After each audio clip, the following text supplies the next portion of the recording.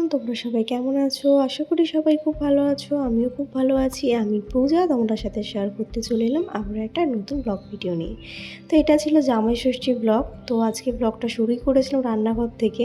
দেখতেই পেলে ওখানে মামি বানাচ্ছিল ব্রেকফাস্ট, আর এখানে পিসি বানাচ্ছিল ষষ্ঠী রান্নাবান্না। তো আমি এদিকে সকাল সকাল স্নান টান সেরে একদম রেডি হতে চলে আসলাম, যেহেতু আজকে ষষ্ঠী তাই কিন্তু একটু সাজুগুজু তো করতেই হবে। তো দেখো এখানে আমি যেভাবে রেডি হব সব জিনিসপত্রগুলো নিয়ে নিলাম, তারপরে কিন্তু একদম ফাইনালি রেডি হয়ে নিলাম। তো আজকে আমাকে ষষ্ঠী লুকে কেমন লাগছে অবশ্যই জানিও। যাই হোক, এদিকে রেডি হতে দেখি তোমার দাদাভাই চলে এসেছে। এসেই কিন্তু মা তোমার দাদাভাইকে দিয়ে দিয়েছিল লস্যি ঠান্ডা ঠান্ডা, সেটাই কিন্তু ও খেয়ে ঘরে বসলো।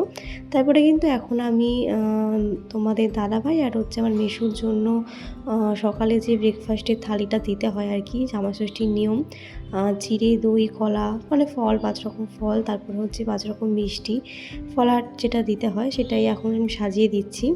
তো যেহেতু আমার বাবার ঠাকুমা মারা গেছে তাই কিন্তু বলতে গেলে এবছর আমাদের অছুজ, তাই কিন্তু মা এবারে থালাটা ধরে দেবে না, আমাকেই বললো ধরে দিতে। তো মায়ের কথা মতোই কিন্তু আমি সব সাজিয়ে নিচ্ছি। তো এদিকে দেখো 5 রকম মিষ্টি নিয়ে এসেছিলো। মিষ্টিগুলো দেখতে এতটাই সুন্দর লাগছিলো যে কি বলবো, মনে হচ্ছিলো না যে প্লেটে সাজিয়ে দিই, মনে হচ্ছিলো শুধু দেখেই যাই, দেখেই যেন পেটটা ভরে যাচ্ছিলো।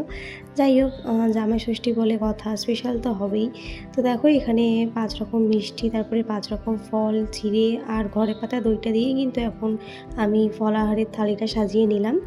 আর এখন কিন্তু মেসোকে আর তোমার দাদাভাইকে দেবো, পাশে কিন্তু আমার বাবাকেও দিয়েছিলাম। যেহেতু এটা আমার মামার বাড়ি তাই কিন্তু তোমার দাদাভাই আর আমার বাবা মানে জামাই আর শ্বশুর কিন্তু একসাথেই ষষ্ঠী করে বলতে পারো।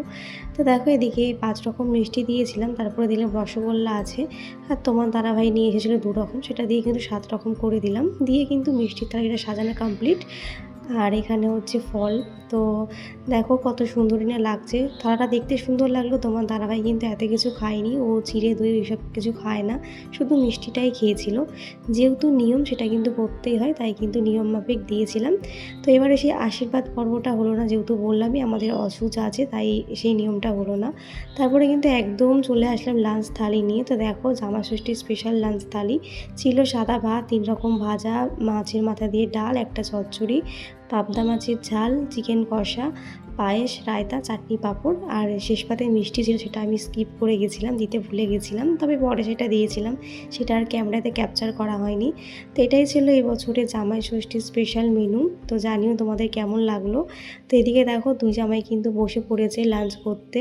তো মাঝে একটু রান্নাবান্নার দিকে গেছিলাম হেল্প করতে, তাই আর সেরকম ব্লগ শ্যুট করতে পারিনি, তাই কিন্তু একদম দই চিড়ে খাওয়ার পরেই কিন্তু একদম লাঞ্চ নিয়ে চলে এসেছি।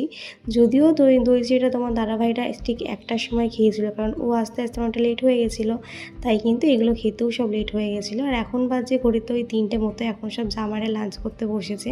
তা আমি এখানে একটু বলছিলাম না, দেখো পাশেই দিয়েছিলাম বাবার থালিটা। তারপরে কিন্তু ওরা লাঞ্চ করতে করতে আমরা একটু ফটো তুলতে চলে আসলাম। প্রথমেই দেখো এখানে আমার বোন 2 জামাইবাবুর পাশে বসে একটু ফটো তুলে নিল। তারপরে কিন্তু খাওয়া দাওয়ার পরে একটা লম্বা ঘুম দিয়েছিলাম, মাঝে আর কোনো ব্লগ শ্যুট করা হয়নি। তো একদম বিকেলবেলা ঘুম থেকে উঠে এখন তোমার দাদাভাই, আমি, মামা, আমার বোন মিলে কিন্তু যাচ্ছি একটু স্ন্যাক্স আইটেম আনতে যাব বলে। এই বছর জামাই ষষ্ঠীতে আর কোথাও বেরানো হয়নি, যেহেতু কালকে একটা বাড়িতে বার্থডে পার্টি আছে, তাই কিন্তু কোথাও বেরানো হয়নি, সেটারই প্ল্যান চলছিল আর কি বাড়িতে। তো আমরা এখন যাচ্ছি চাউমিন আনতে। তো আমার বান্ধবীর দাদার দোকানটা বন্ধ থাকার জন্য আমাদেরকে একটু দূরে যেতে হলো চাউমিন আনতে। তো অ্যাড্রেসটা আমার বান্ধবী দিয়ে দিয়েছিল। যাই হোক দেখো মামাম সামনে বসেছিল ওর পাপার, তো তো খুব এক্সাইটেড ছিল, খুব মজা পাচ্ছিল, কারণ অনেকগুলো দিন পর পাপাকে পেয়েছে। যাই হোক তারপরে কিন্তু সবাই মিলে আনন্দ করতে করতে চলে আসলাম চাউমিন নেওয়ার জন্য। তো এই দোকানটায় এসে দেখলাম এখানে চাউমিন বানাচ্ছিল। প্রথমে এক জায়গায় গিয়েছিলাম, সেখানে দেখলাম ভেজ চাউমিন বানাচ্ছে। তো আমরা এখানে এগ চাউমিন অর্ডার করেছিলাম 3 প্যাকেট। যেহেতু সবাই আজকে অনেকটাই লেট করে খেয়েছে, তাই বাড়ি থেকে বলেছিল বেশি না আনতে, 3 প্যাকেটই আনতে। তো 3 প্যাকেটই আমরা এখান থেকে প্যাক করে নিলাম। তারপরে কিন্তু বাড়ি এসে চাউমিন টাউমিন সবাই খেয়ে নিয়েছিলাম। যাই হোক তারপরে অনেকটা সময় কেটে গেছে, এখন ঘড়িতে বাজছে ঠিক রাত 12টা। তো আজকে হচ্ছে আমার মামি ছোটো মেয়ের বার্থডে, রুহি। তো দেখো এখন রাত 12টার সময় কিন্তু ওর বার্থডেটা সেলিব্রেট করা হচ্ছে, কারণ কালকে আমার বোন মানু ও থাকতে পারছে না আমার এক বোনের রেজিস্ট্রির কারণে। তো রেজিস্ট্রি আছে বলে সেখানে ওকে অ্যাটেন্ড করতে যেতে হবে। তাই কিন্তু মানু এই কেকটা অ্যারেঞ্জ করেছিল রাত 12টার সময় ওর সাথে কেকটা কাটবে বলে। তো দেখো এখন কিন্তু বাড়ির সবাই মিলে চলে এসেছি আমার ছোট্ট রুহি সোনার বার্থডে সেলিব্রেশন করব বলে। তো দেখো আমার রুহি সোনা কিন্তু খুব এক্সাইটেড কেক কাটার জন্য। সাথে কিন্তু আমার মাম্মাম কিন্তু কেক খাওয়ার থেকে কেক কাটিং করতে বেশি পছন্দ করে। তো যাই হোক দেখো কেকটা খুব সুন্দর ছিল, যেরকম খেতে টেস্টি ছিল যেরকম দেখতেও খুব প্রিটি ছিল। যাই হোক তো এখন কেকটা কাটিং করা হচ্ছে। তো আমার ভিডিওটা কিন্তু তোমার দাদাভাই শ্যুট করে দিচ্ছিল। তো চলো তোমরা সবাই মিলে আমার এই ছোট্ট রুহি সোনাকে অনেক আশীর্বাদ করো, অনেক ভালোবাসা দিও। ও যেন বড় হয়ে মানুষের মতো মানুষ হতে পারে আর অবশ্যই যেন সুস্থ থাকে। তো দেখো এখন রাত 12টার সময় কেক কাটিং করা হচ্ছে। দেখো সব কচি কাচাদের দলদের নিয়ে আমার বাড়ির সব এই কচি কাচাদের দলদের নিয়ে এখন কেকটা কাটা হচ্ছে। তো দেখো এখন সবাই মিলে কেকটা কাটছে। মাম্মাম তো খুব এক্সাইটেড হয়ে গেছিলো, ভাবছিল কতক্ষণে কেকটার মধ্যে হাত দেবে, তো আমি হাতটা ধরে রেখেছিলাম। তো দেখো রুহি কিন্তু প্রথমেই কেকটা কেটে আমার মামামকে দিতে গেছে।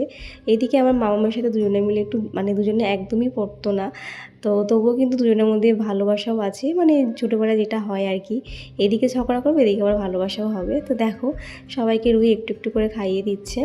তো খুব সুন্দর একটা মুহূর্ত কাটাচ্ছি আমরা। আর কদিন পরেই বাড়ি চলে যাব।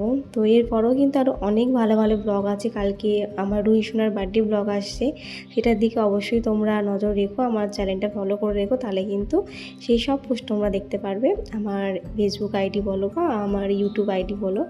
যাই হোক তো দেখো মাম্মাম কিন্তু একটা কেকের স্লাইস নিয়েছে খাবে বলে, নিজেকে আর কন্ট্রোল করতে পারলো না, যেহেতু কেকটা চকলেট ছিল। এই হচ্ছে তোমার দাদাভাই আর এই হচ্ছে আমার বাড়ির সব মেম্বার। তো সবাইকে নিয়েই কিন্তু রাত 12টার সময় এভাবেই আমরা রুহির বার্থডেটা সেলিব্রেট করলাম।